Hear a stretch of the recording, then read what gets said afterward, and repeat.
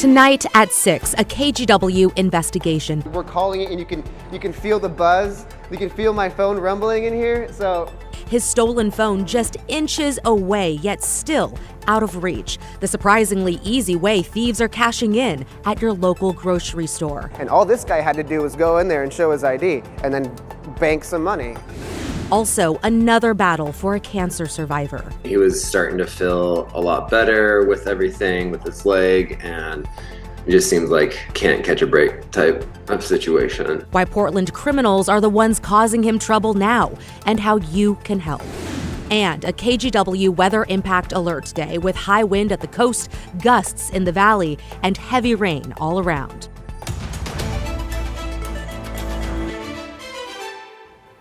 Thank you for joining us tonight. I'm Christine Pitawanich. We begin with the new KGW investigation exposing how stolen cell phones are being sold for quick cash at local grocery stores or malls. One man tracked his stolen phone to a Beaverton Fred Meyer where he found it in something called an ecoATM, which gives cash for phones and electronics. KGW investigative reporter Evan Watson found some investigators didn't realize the prevalence of this kind of theft. That is until we started asking about it. With passwords, facial identification, and tracking security features, Jaime Madrigal thought stealing a cell phone just wouldn't be worth it. I thought even if somebody had taken it, why would you take it? You know, like you're not going to get into it for one, and who's going to buy a locked phone? Madrigal's phone disappeared when he was at work. So I had ideas of maybe it had fallen out or maybe somebody had taken it, but without without any proof, I didn't want to accuse anyone, of course. So he asked a friend to track his phone's location on Snapchat. And I figured I would see it in my warehouse, and it was not. It was at Fred Meyer, and I'm like, okay, then yeah, somebody took it. Madrigal rushed over to confront the thief at the Beaverton grocery store. His phone still tracking to the same spot. So I came in, and my phone was pinged to like right here. So I'm looking at it, and I'm looking around, and I don't see anybody here. I just happen to look over, and I see instant cash for phones.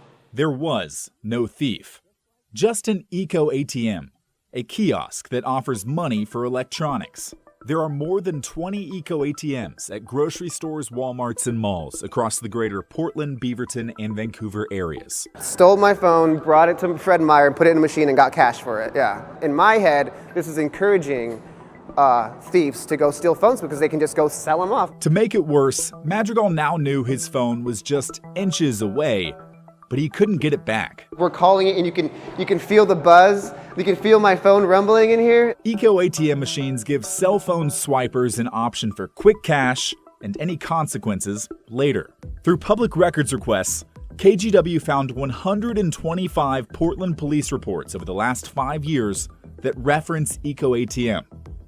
Most of these reports are connected to larceny and theft cases, touching all areas of the city. Beaverton police received 25 ecoATM-related reports over the last few years. Some are tied to active criminal cases, a theft of an iPhone, selling the property. Officer Matt Henderson says to make the ecoATM connection, someone would have to proactively track their phone to the machine and file a police report. I would 100% agree this is probably undercounted. There's likely much more of the transactions with these phones or electronic equipment going into these ecoATMs than that we're aware of necessarily. Still, Henderson says ecoATM as a company deserves some credit. The folks at ecoATM have been very helpful, and that even to the point where they've unlocked the ATM on site with an officer there to help retrieve the victim's phone. ecoATM recognizes that stolen phones are a big problem for its business model. Its website features a law enforcement section, an open book policy with access to transaction reports free of cost. The company holds any items sold to one of its kiosks for at least 30 days, a policy designed to give someone time to report a device as stolen, so ecoATM can get it back to them. Ultimately, ecoATM's biggest security feature is live validation. In this room, you'll find live employees that validate every transaction that occurs across the country. The kiosks require sellers to scan a valid ID, which ecoATM employees check remotely. They have an ID verification interface, which includes multiple high-resolution images and a host of tools the employee can use to make sure that person matches their ID. If something's off, the worker can deny the sale. For example, consumer is not in view, or face does not match ID, or expired ID. But sellers don't have to prove that a phone is theirs. A thief could use their own ID, hoping that the phone doesn't get reported as stolen. If it does, that could lead to criminal charges. One Washington County arrest warrant affidavit shows how a police officer found a stolen iPhone 14 Plus in a national database, tracked it to a Happy Valley Walmart ecoATM transaction where someone sold it for $205. The officer found photos and verified the ID, thumbprint, and signature of the alleged thief.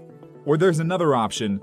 A thief could use someone else's ID. People that are stealing phones are probably also stealing wallets, purses, which contain IDs, and so they're likely going to have that stolen ID on their person. An ecoATM spokesperson told us, phone theft is a concern for ecoATM and the general public, which is why we take proactive measures to address it. We return any device requested from us by law enforcement or customers who can demonstrate their device was sold to us without permission at no expense to the rightful owner. Madrigal found all that to be true, but still felt the whole experience was frustrating. He called ecoATM for help. The company acknowledged his situation, but it still sent his phone to Kentucky for processing before sending it back to him 28 days later. I'm having to jump through all these hoops and fill out all this paperwork and do all this stuff to get my own property back. And all this guy had to do was go in there and show his ID and then bank some money. So Evan Watson joining us now. Evan, I had no idea this was even happening. Yeah. What are some ways people can protect themselves here? It's an important question, and even I learned some things through reporting this story. First and foremost, I'd say make sure to use your phone's lost or stolen phone features like Find My iPhone, for example, to be able to lock and track your device. If you know your stolen device is in an ecoATM, call police right away. They can work remotely with the company to open the machine and get your phone back right then. Jaime, for example, didn't know this, and it would have saved him a lot of time and effort and got his phone back quicker. If your phone is lost or stolen, report that to your cell carrier as soon as possible. It's the quickest way to get your phone's serial number added to the national database and maybe get your phone back. And while you're at it, report a stolen phone to your local police department too. Those are all good tips to protect and also respond if you get yourself in a situation. Yeah, like this. Good tips. Appreciate you bringing this to our attention and digging into it too. You got it. Thanks, Evan. Okay, let's get to some of your other headlines this evening. Portland police arrested a man accused of trying to lure a 14-year-old girl at a park. Officers say 35-year-old Samuel DiGiovanni chatted with the girl for weeks on a social media app. They say his plan was to meet the girl at a local park and take her to his home in Northwest Portland. He was arrested today and faces multiple charges. And police are looking for a man accused of stealing more than $1 million worth of equipment from a business in Sherwood. 36-year-old Adrian Cooper was a warehouse manager at ecoATM Manufacturing. The business makes underground wiring for utility companies. Cooper is accused of stealing and reselling company inventory. He's been indicted, but police say since the investigation started in April, no one's been able to find him. Sherwood police want anyone with information to contact them. Also today, a construction crew cut through a natural gas line in southeast Portland, causing some traffic problems in the area for a little while. It happened near Southeast 17th and Ellis in the Selwood neighborhood and also disrupted public transportation for TriMet. Crews were able to close valves to stop the natural gas from escaping into the air. Joe?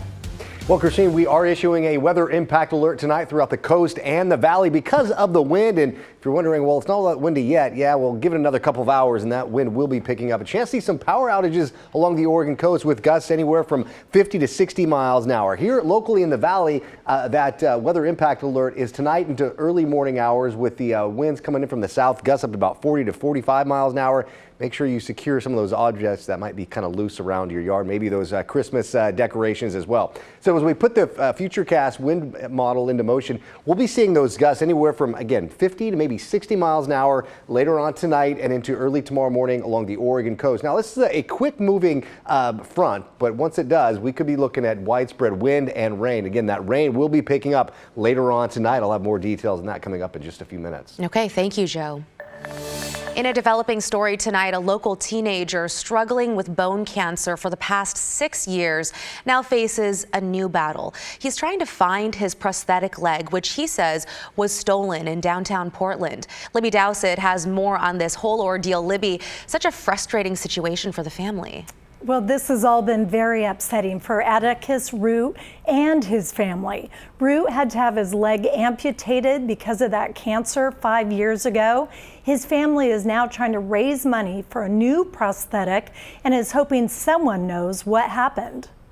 Atticus Root has battled bone cancer on and off since he was 13. We first met Root in 2019 after he had his left leg amputated above the knee. It wasn't really that hard of a decision to make. It's either my life or an amputation. Root said he received chemotherapy for osteosarcoma found in his femur. His mother, Irene Veldstra, telling us, with cancer, you have little control. I think as moms, we want to have a magic wand and fix it, and we can't. Soon after this, Atticus received a prosthetic, complete with a leg, knee, and running blade similar to this one. It was custom made to fit his body, costing about $8,000. It also came as a huge disappointment when the family says someone broke into his car in downtown Portland as Atticus was having dinner nearby. They popped the trunk and his leg was in the trunk, and that got stolen along with some of his work equipment. His welding bag that he had for work and stuff got stolen as well. Atticus's uncle, Joshua Veldstra, and his wife set up a GoFundMe page to help cover the costs of a new prosthetic, knowing it's one small thing they can do to help. He was starting to feel a lot better with everything, with his leg, and it's just it just seems like you can't catch a break type of situation. It's tough, and the family is hoping for some good luck now with someone finding the leg and alerting police. Until then, they're hoping for the community's support. Christine? Yeah, definitely hoping someone knows something out there. Thank you, Libby. Coming up tonight on The Story, it is a growing problem surrounding drug use and businesses in one part of Portland. Our Blair Best has a preview of the report you'll see in about half an hour on The Story at 6:30. But it was just the amount of garbage and filth and drug use. It was crazy. Hey, I'm Blair Best. I'm in Portland's Goose Hollow neighborhood, the latest hotspot for fentanyl use and dealing, according to police. Businesses like this soccer store now taking matters into its own hands by removing awnings, adding exterior lights to try and make the property less appealing to homeless people. Yeah, I tried to make it as bright as possible and uninviting. Try to take shelter anywhere, get out of the weather, and unfortunately get kicked out all the time. These people need help, and I don't know what the answer is. Watch The Story tonight at 6:30 on KGW or on our streaming app KGW Plus for more from Goose Hollow residents and those living on the streets.